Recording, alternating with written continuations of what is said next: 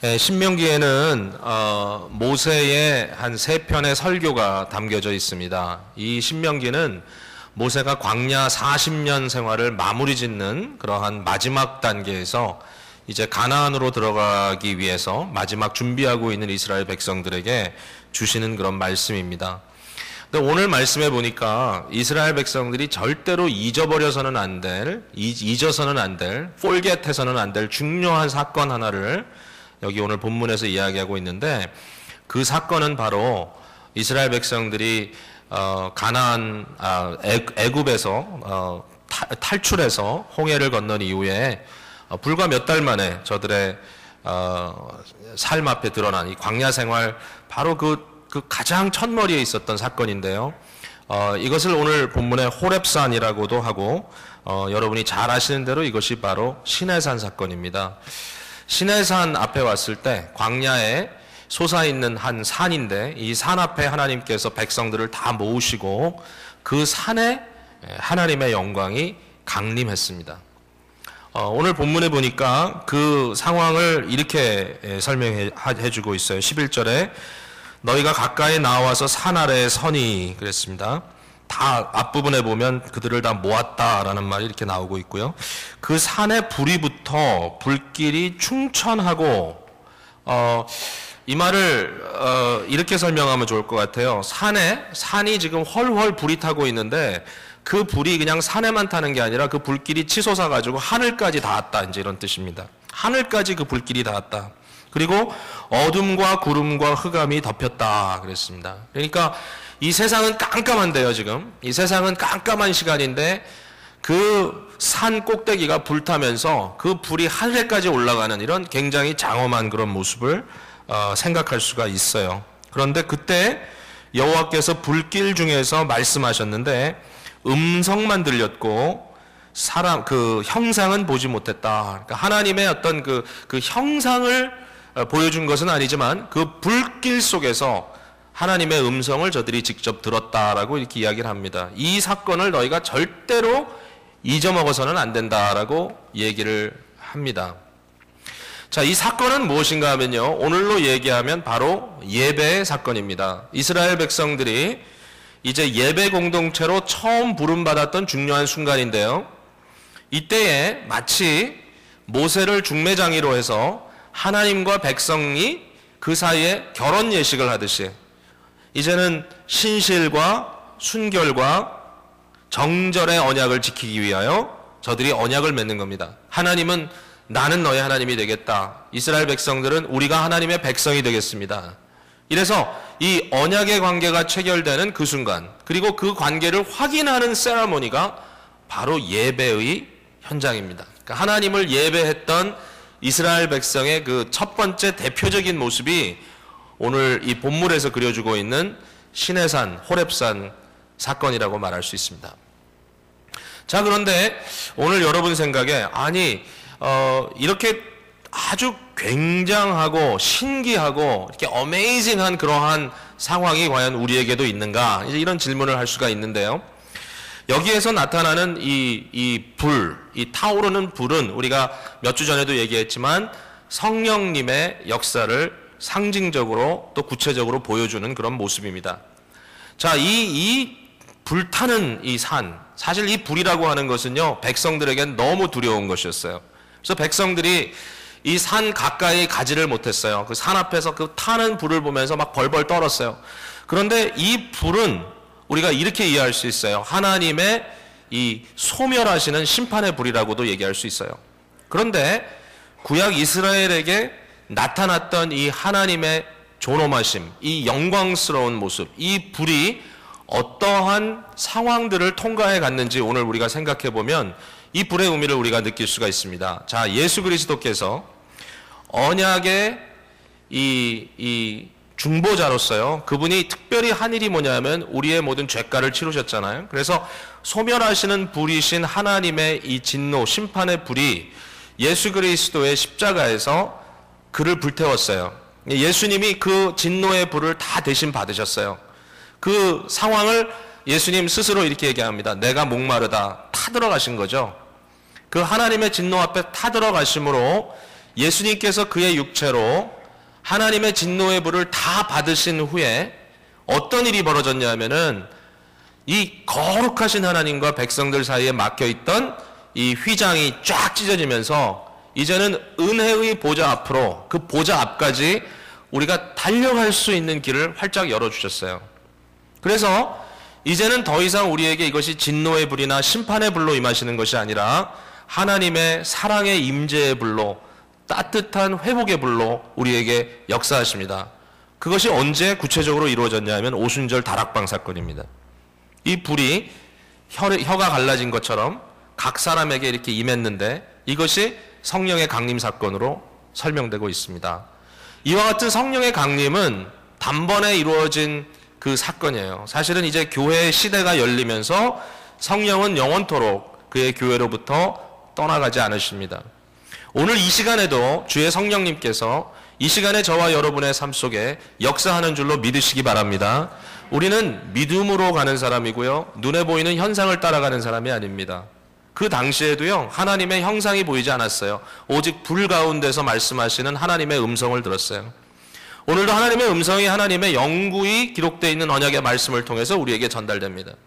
제가 이 말씀을 전달하는 중요한 그러한 사명을 맡았는데요, 제가 이 말씀을 여러분에게 신실하게, 이 말씀에 나와 있는 내용을 바르게 여러분에게 전달한다면 어떠한 일이 지금 벌어지고 있는가, 여러분, 성령님께서 여러분에게 역사하는 줄로 믿으시기 바랍니다.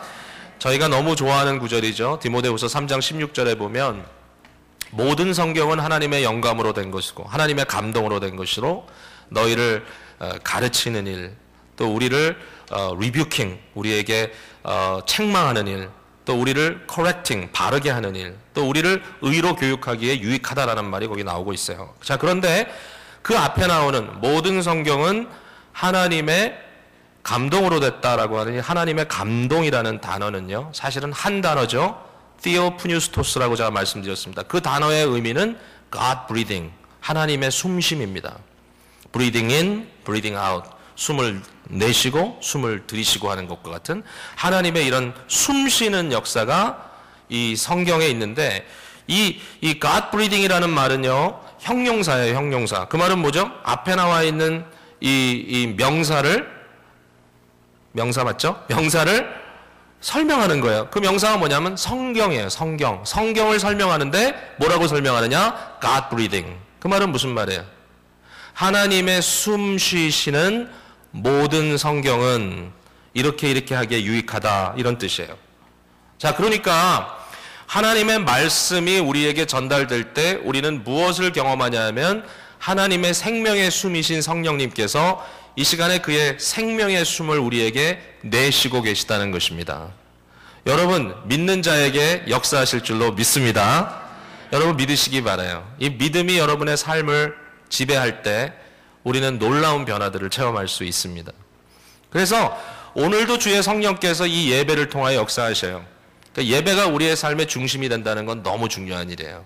자, 그거는 이제 오늘 첫 번째 파트고요, 메시지에. 이제 또 다음 파트로 넘어갑니다. 자, 그런데 하나님께서 모세를 통하여 말씀하실 때 너희가 이 호렙산 또는 시내산에 있었던 사건을 절대로 잊어먹지 말아라, 잊지 마라.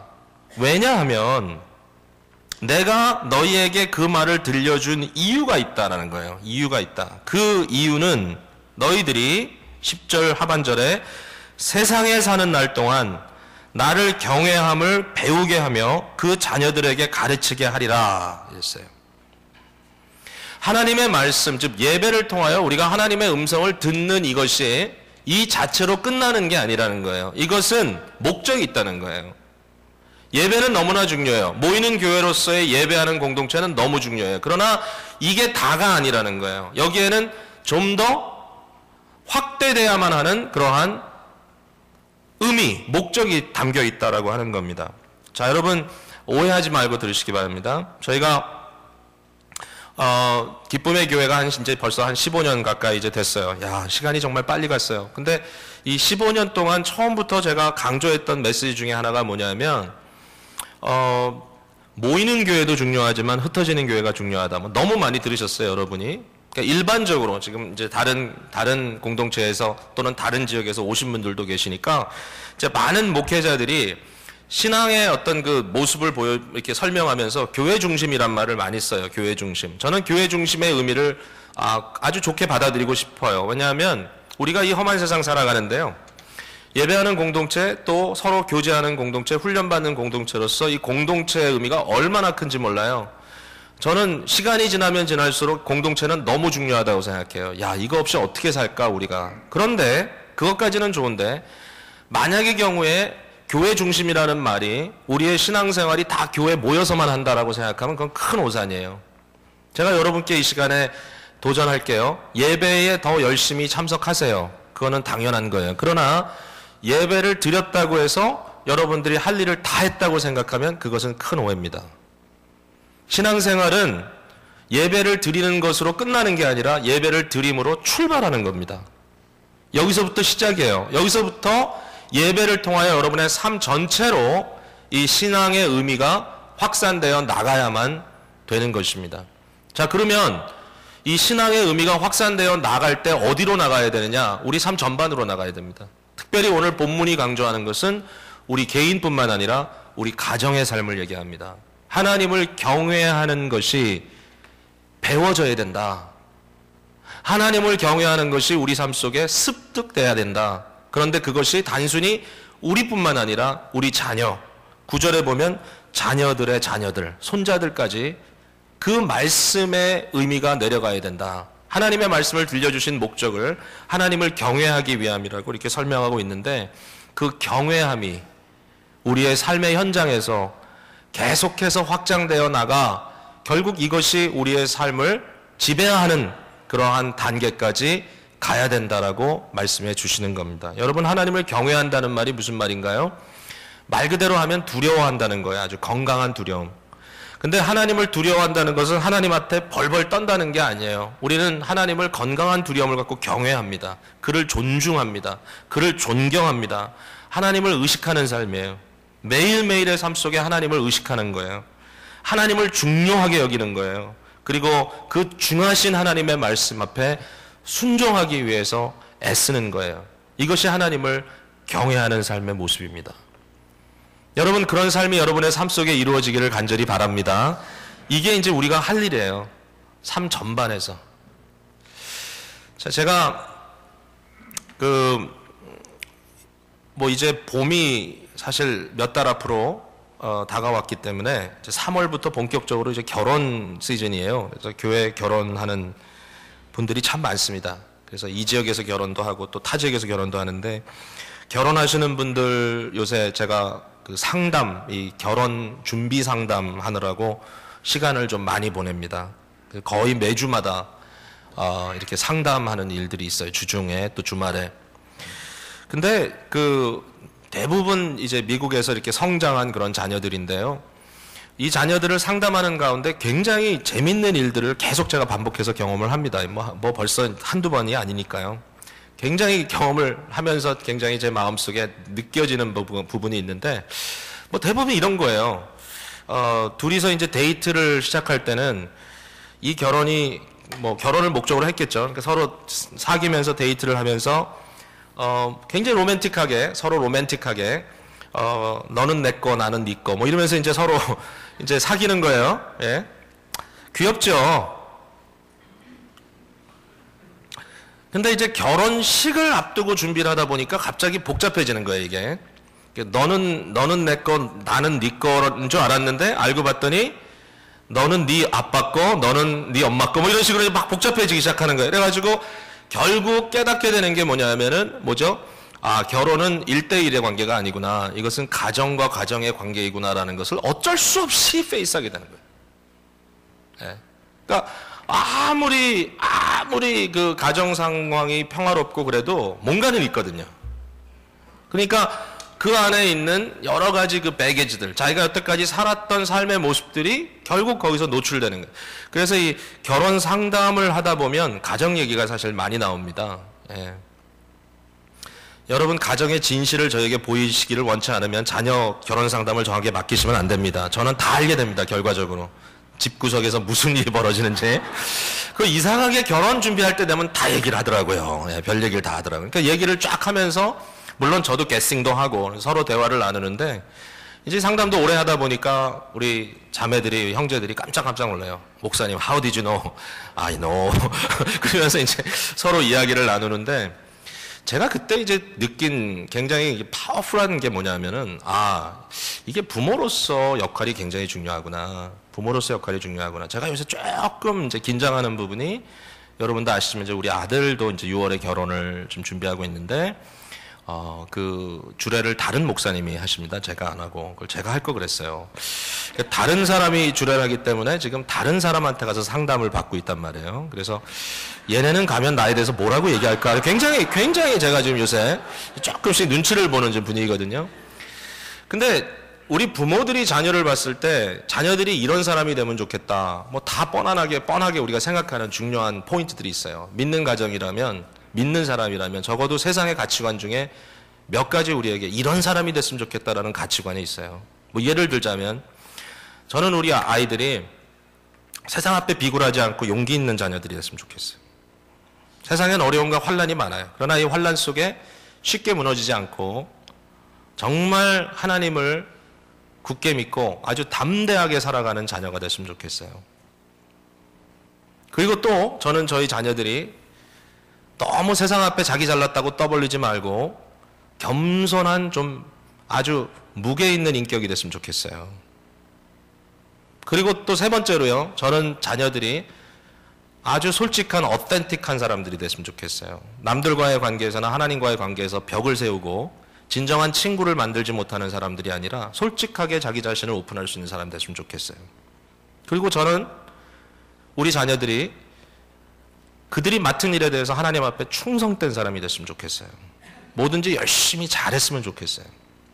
자, 그 네 가지 얘기했습니다. 제가 고민하면서 네 가지를 생각해 봤어요. 우리 자녀들을 이렇게 키워야 되겠다.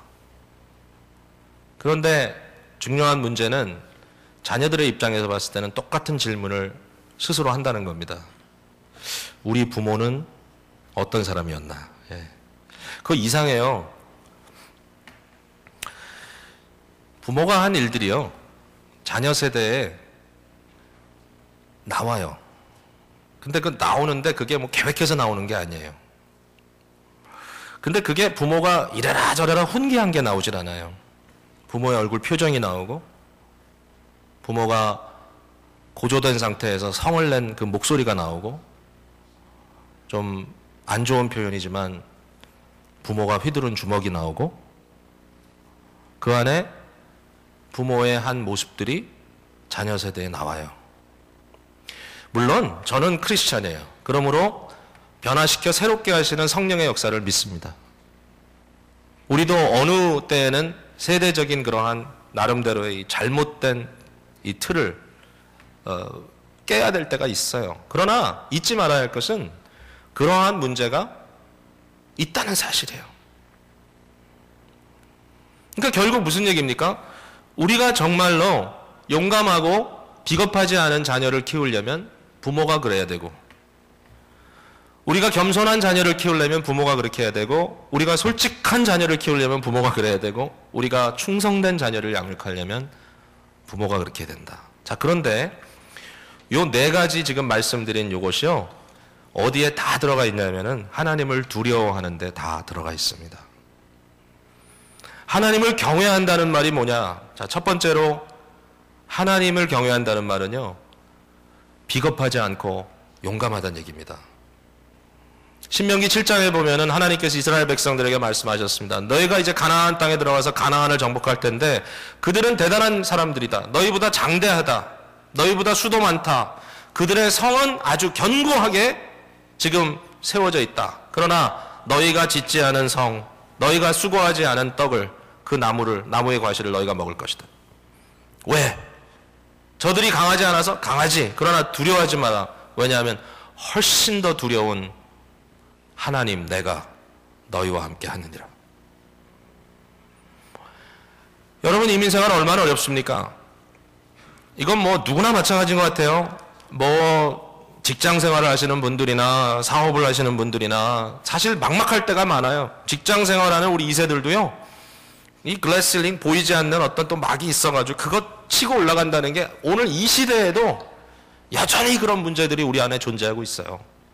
그리고 또 얼마나 프레셔가 많은지, 일찍 미국에 넘어오셔서 공부도 많이 하시고 좋은 직장에서 생활 잘 하시는 분들도 혹시 계시는지 모르겠지만 있죠. 계시죠. 그러나 여러분들의 삶이 쉬운가요? 너무 고달픕니다. 그 펄펌해야 되고. 비즈니스 하시는 분들도 마찬가지입니다. 사실은 자기 비즈니스 하면 좀 더 속은 편하다 그래요. 그러나 매일매일 그 걱정하고 좀 더 크리에이티브하게 창의력 있게 해야 되는데 뭐 투자할 돈이나 돌아야지 그게 가능하지 않겠습니까? 어렵습니다. 힘듭니다. 그러나 한 가지 우리가 잊지 말아야 할 것은 우리는 하나님이 저울로 얘기하자면 우리 편에 지금 계시다는 거예요. 예수님께서 예수님께서 우리와 함께 하신다는 사실을 말씀하고 계십니다. 로마서 8장에 하나님이 우리를 위하시면 누가 우리를 대적하리요. 하나님이 우리를 위하신다는 말은 뭐죠? 그 독생자 예수 그리스도를 아낌없이 우리에게 주셨다라는 것입니다. 그 주님이 우리와 함께 하시기 때문에 우리가 세상에서 담대할 수 있다.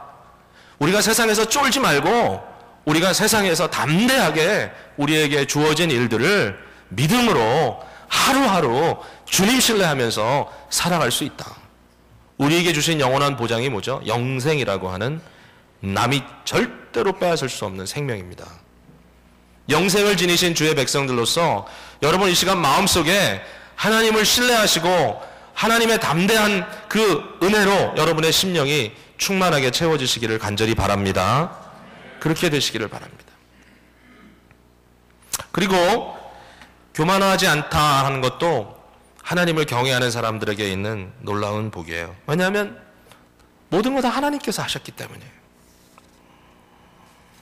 시간이 지나면 지날수록 깨닫게 되는 것이 있습니다. 하나님이 하신다. 제 인생, 여러분의 인생 하나님의 손에 있습니다.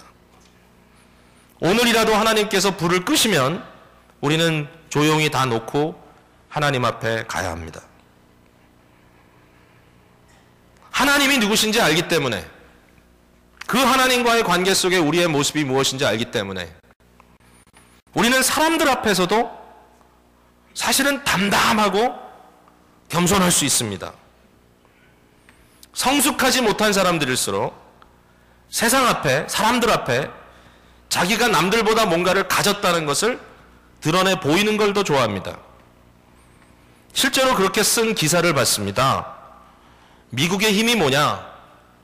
나름 선진국이니까 미국의 힘이라고 하는 것은 밀리어네어건 빌리어네어건 백만장자건 억만장자건 그들이 물론 뭐 이런 날도 있고 저런 날도 있지만 그러나 일반적으로 청바지와 티셔츠를 입고 다녀도 마음에 아무런 부담감이 없다. 돈이 있다 없다 그것을 순간순간 모든 상황에 파악하고 드러내고 하는 그런 모습이 아니라는 거죠. 그런 걸 읽어봤어요. 미국의 파워다. 뭐 들을 거 들어야 되고 탈 거 타야 되고 물론 뭐 하지 말라는 건 아니에요. 그러나 그것이 우리를 뭔가 대단한 사람으로 드러내야만 한다고 생각하는 강박감. 그렇지 않은 거죠. 사람들 앞에 자기 자신을 너무 시리어스하게 테이크하지 않고 오직 하나님 앞에서 내가 어떤 소명의 사람으로 살아야 될 것인가에 초점을 맞추고 살아가는 모습. 어떻게 가능합니까? 하나님을 두려워하기 때문에 가능합니다. 여러분, 세상에서 그 비겁한 사람들은 그렇죠? 약한 자들 앞에서는 한없이 강하고 강한 자들 앞에서는 한없이 약하죠. 그러나 우리에게 주신 하나님의 은혜는 그런 것이 아닙니다.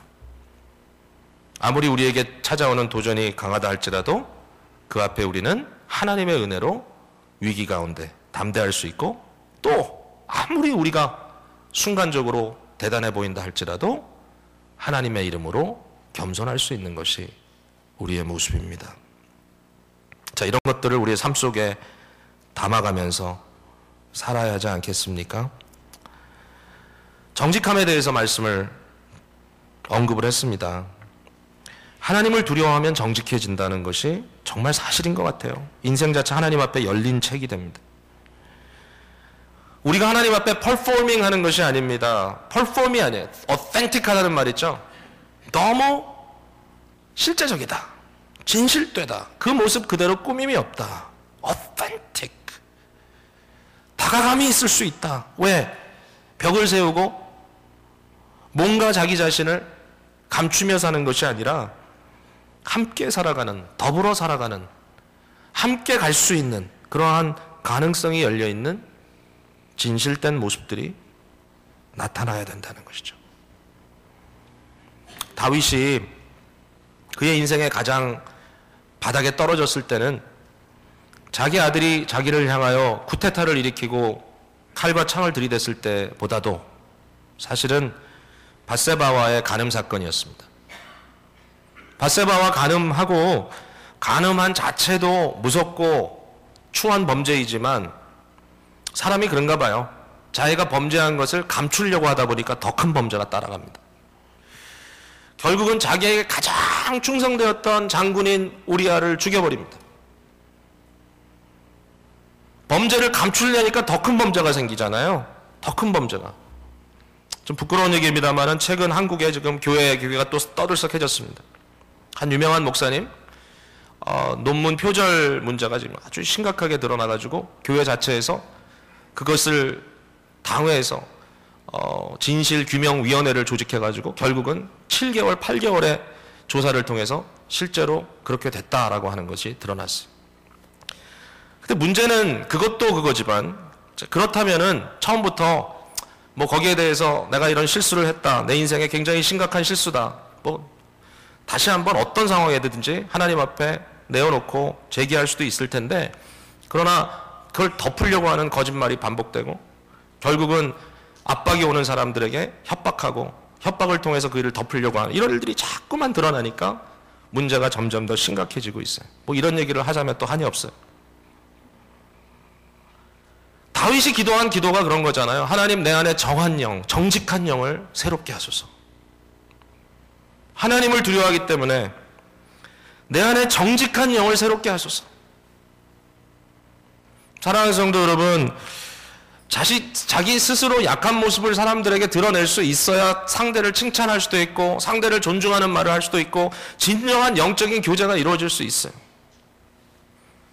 우리 소그룹 안에서도 보니까 우리 자매님들은 대체적으로 잘하는 것 같아요. 제가 뭐 다는 모르지만 듣는 바가 있어요. 근데 형제님들도 대체적으로 잘하고 계셔요. 대체적으로. 그런데 결국은 이제 서로 지식 자랑하다 끝나는 경우들이 없지 않은 것 아닌가라고 하는 약간의 의혹이 제 머릿속에 생기기도 합니다. 근데 그게 쉽지 않죠. 왜냐하면 우리가 버릇이 안 들었으니까요. 여러분 정말 눈물 어린 진심으로 옆에 있는 사람을 한번 칭찬해 보셨습니까? 내가 너를 사랑하고 싶다라는 이런 말을 눈물 어린 진정으로 한번 해보신 적이 있으십니까? 자녀에게 해보신 적 있으신가요? 아내에게? 예. 조금 긴장한 모습으로 저를 바라보시는 남자 얼굴이 지금 꽤 있습니다. 왜냐하면 옆에 아내가 있거든요, 지금. 집에 가면 캠으로 봐야지. 근데 여러분, 그거 어떻게 해야 되죠? 근데 정말 이 덮어져 있는 우리의 이 허위, 이것을 조금 내려놓지 않으면 이 체면, 그걸 이제 문화라고 그러기도 하는데요. 그거만 약간 내려놓고 서로 편안하게 얘기하기 시작하면 정말 좋을 텐데. 내가 항상 강하게 보이지 않아도 되는데. 내가 항상 똑똑하게 모든 걸 다 파악하고 있기 때문에 막 옳은 거를 지적하지 않아도 되는데. 제가 말씀드렸잖아요. 제가 그런 문제가 있다고. 있었다고라는 말이 훨씬 좋을 것 같은데 있다고 하는 게 솔직할 것 같은데 뭔가 눈물로 서로 이야기할 수 있는 그런 따뜻한 모습들이 어떻게 일어날 수 있을까요? 하나님을 경외할 때 일어날 수 있습니다. 우리 자녀들이 그걸 보면 얼마나 좋을까. 마지막으로 충성된 모습, 신실한 모습, faithfulness가 어떤 일에 대한 신실함이라면 이 관계적인 faithfulness를 우리가 충성, loyalty라고 얘기할 수 있습니다. 경외하는 대상을 충성스럽게 섬긴다는 건 너무 당연한 것입니다. 하나님에 대한 충성심. 이 충성심 때문에 우리의 삶을 주님께 드릴 수 있는 것입니다. 우리의 삶의 전반 모든 일에 충실하게 살아가는 모습을 보일 수 있는 것은 하나님 앞에 서 있기 때문입니다. 여러분, 성경에 보면 하나님은 충성된 자들을 정말 멋지게 쓰셨습니다. 아브라함도 그의 마음이 주 앞에 충성됨을 받다라고 하는 성경 구절이 있고요. 모세, 다윗, 예수 그리스도 끝까지 충성하셨다는 말을 증거하고 있습니다. 예수님께서 우리를 향하여 오늘도 말씀하십니다. 착하고 충성된 종아, 네가 작은 일에 충성하였으니 그러니까 내가 더 큰 일도 맡기리라. 여러분, 어떻게 이런 일이 벌어질 수 있습니까?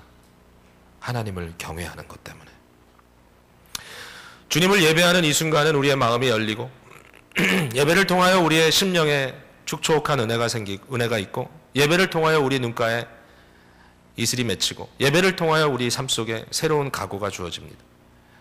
너무너무 감사한 일입니다. 예배가 여러분의 삶 속에 살아있어야만 합니다. 그런데 이 예배가 여기서 끝나서는 안 되고요. 이 예배가 여러분의 가정 안으로 들어가야 됩니다. 단순히 야 모여라 가정 예배 드리자, 그것이 악몽으로 자녀들에게 남아있지 말기를 바랍니다. 그게 아니라, 그것도 중요하지만 부모들을 통하여 용기와 겸손과 진정과 충성을 볼 수 있고, 그러한 하나님을 경외하는 캐릭터가 자녀들의 삶 속에 녹아들어가 대대의 최고의 유산이 된다면 우리는 정말 잘했다, 착하고 충성된 종이라고 인정받게 될 것입니다. 가장 어려운 설교를 여러분께 드립니다. 그러나 이것이 진실입니다.